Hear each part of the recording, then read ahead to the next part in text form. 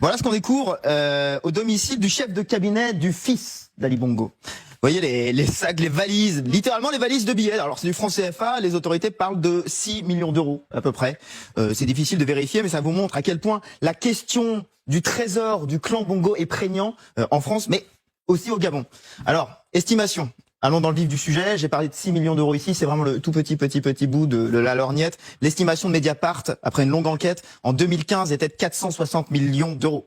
Estimation en plus qui se disait honnêtement partielle et qui évoquait possiblement le milliard d'euros, peut-être même. Donc vous voyez, 1 milliard, c'est énorme. Si juste on compare, le PIB du Gabon, je regardais 20 milliards d'euros, donc on sera 1/20 du PIB du Gabon, 5%, avec un salaire officiel pour Ali Bongo qui est de 15 000 euros par mois. 1 milliard de patrimoine avec 15 000 euros par mois, il faut travailler quelques siècles pour l'obtenir, je crois. Oui, on se doute bien que c'est pas avec ce salaire officiel qu'il a pu s'offrir des villas partout dans le monde. C'est un parc immobilier digne d'un gagnant du Monopoly. Je vous ai promis l'agent immobilier, le voici. Donc alors, je vous emmène rue de l'Université, Paris 7. Donc vraiment les très très beaux quartiers de Paris. Cet hôtel particulier qui est au total sur un domaine de 5000 mètres carrés, inestimable en fait. Acheté a priori une centaine de millions d'euros dans les années 80, mais on parle de plusieurs centaines de millions d'euros aujourd'hui. Je vous emmène dans le 16e, rue d'Aune, un autre hôtel particulier. Celui-là, il est au fond de la rue, une vingtaine de millions d'euros dans les estimations. Et puis on n'est pas qu'à Paris, parce qu'on aime bien la Côte d'Azur aussi. La Villa Saint-Ange à Nice, voilà, modeste villa,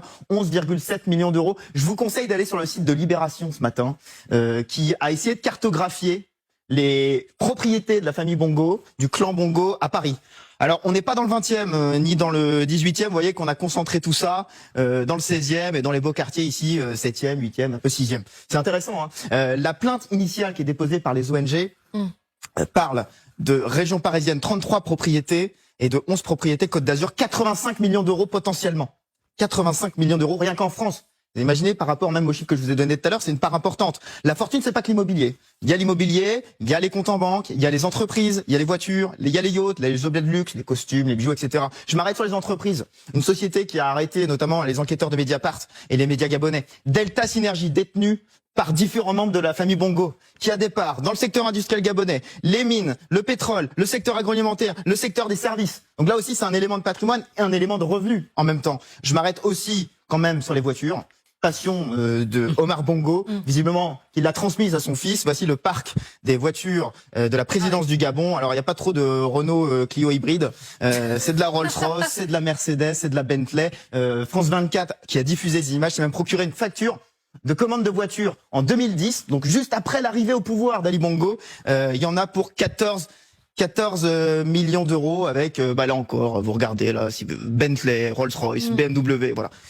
On aime le luxe. Et encore, on est au début du déballage parce qu'on est peut-être au début de quelque chose qui va être encore plus important. 14 millions d'euros, je vous ai bien dit ça en voiture. 14 millions d'euros. En 2010, hein. En 2010, une commande. On n'a pas les autres commandes qui ont suivi. Mais même un bus VIP. Là, bus VIP, oui, je vous épargne, voilà, 7 Alors, millions d'euros. Bon. Mon cher Benjamin, question pendante. Comment ont-ils amassé autant d'argent? Je crois que la photo parle d'elle-même. La source de revenus essentiels du Gabon, c'est le pétrole. Et le système a été mis en place, d'après les enquêtes journalistiques et entre autres celles de Mediapart, par le père Omar Bongo, prolongé peut-être un peu, d'une manière un peu moindre, par le fils. Assez simple finalement, des sociétés pétrolières qui versent des commissions au clan Bongo pour pouvoir exploiter le pétrole. Cet argent qui est ensuite, et là c'est l'enquête française qui le révèle, envoyé vers des sociétés écrans, SCI Emeraude, SCI de la Baume, et ensuite ces sociétés écrans qui investissent dans l'immobilier que je viens de vous montrer. Voilà, assez basique, assez classique, j'ai envie de dire, avec un système français qui a mis un peu de temps à réagir, puisque la première plainte 2007, Transparency International, l'enquête 2009, elle débute réellement en 2009, fin de l'instruction 2017, et on a eu des premières mises en examen dans le clan Bongo en 2022. Pour être précis, 4 enfants d'Omar Bongo en avril, puis 5 autres enfants d'Omar Bongo en juillet. Évidemment, Ali Bongo, protégé par l'immunité. La difficulté dans cette affaire étant l'ampleur du clan Bongo. Alors, je vous donne ce chiffre qui circule, relayé notamment par le monde, 53 héritiers potentiels pour Omar Bongo. C'est la légende, de nombreuses femmes, de nombreux enfants. Toujours est-il que, je retourne sur la plainte initiale de 2007, elle concernait la famille Bongo, mais aussi la famille Obiang de Guinée équatoriale, mais aussi la famille Sassou Nguesso, Congo-Brazzaville. On a ici des mises en examen. On a une condamnation du fils Obiang en 2021, mais c'est la seule condamnation. Pour l'instant, on en est qu'au stade ici, au mieux des mises en examen. Oui, le Gabon n'a pas le monopole des biens mal acquis.